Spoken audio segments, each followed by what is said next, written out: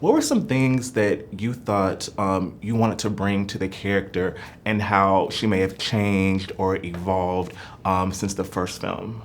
I wanted to bring like a love for Charles. You know, there was a lot of bitterness coming from Delia in the first movie because Charles had forced me to move to Vermont and move out to the country. You know, and I'm an very hip urban person. So I wanted to have that come across, and then with what happens to Charles, I believe. I mean, definitely Tim wanted me to have a gallery show, but beyond that show, I wanted my grief. We talked a lot about how does she grieve, and I wanted to turn that into an art piece. Why not? Yeah, it's the greatest expression of any emotion and feeling. So doing that and having all Tim's great ideas, added to that was really fun. Yeah. The death shroud on the house was a commitment to an idea, which I really appreciate. Yeah, and there's also a smoother Lydia and Delia relationship that we see in this movie too. Yes, that I don't even know if we agreed on that or we just did it. It just naturally went that way that, time passes and you mature, even Delia matures a bit. And, Lydia's going through so much and she's really kind of lost. And Astrid and I know it. And we silently kind of bond on that. She's in trouble and I care for her and she's got this cheeseball boyfriend who's just steering her, so taking advantage of her. Yeah, it's Justin really, we know is it. a perfect asshole in this one. Yeah. He is. He's just bizarre. Oh, he's so... I think he described it as such too. Did he? Yeah. Oh, he does it well. He's a great guy, but I guess he knows people like that. Yeah. And Jennifer, I think that the most interesting thing about Astrid is she's kind of the angst and the moodiness that Lydia had in the first film has kind of manifested itself. Like how Lydia was to her parents is kind of how this is the energy that Astrid's giving. But for you in approaching this character, how did you want to make sure that she was also brought this new energy to this film as well, but still kind of had, that similar role as Lydia in the previous films? I think it's so funny because, don't moms always say that, or it's not until you have kids. You won't understand until you have kids. So it's kind of nice because it's that come to fruition for Lydia. Yeah. For Astrid, I think it's a little bit different because she's got that same bitterness, but it's more so because she doesn't want to be attached to what her mom is attached to. It's not necessarily an outsider's perspective, but in the same breath. Sorry, that just made me laugh, that sequence of noises. She wants to be her own individual. She feels like she's constantly in her mom's shadow. She didn't like that her mom divorced her father. She's dealing with the death of her father.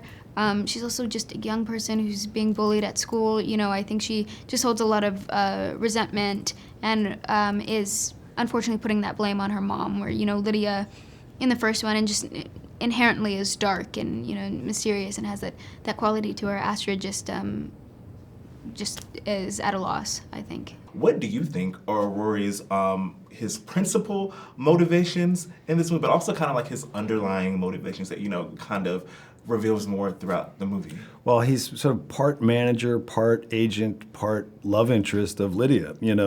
He's her business manager. And he's also someone who desperately wants to be a part of her life, but obviously his underlying motivations are less than pure and a little more nefarious. So he's kind of just that wonderful idiot, he's in this very dysfunctional relationship with Lydia.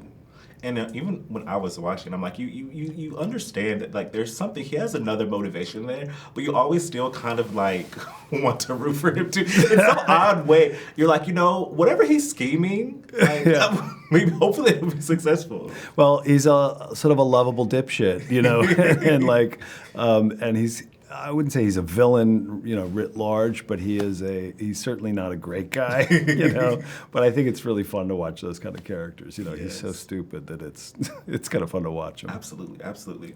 And I wanted to know, did you have any sort of, trepidation about joining, a sequel to such a beloved film?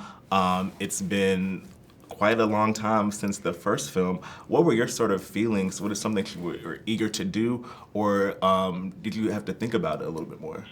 Well, of course, anything that is so beloved and so perfect, just as a thing that exists by itself, you sort of always have like worries that you don't want to mess anything up, So I was a little concerned when I was like, oh, they're making another Beetlejuice, and and Tim, wanted to talk to me, but then I got the script, I read it, and those fears or whatever I was concerned about was immediately wiped away because the script was so good and so tight, and so smart and so unexpected.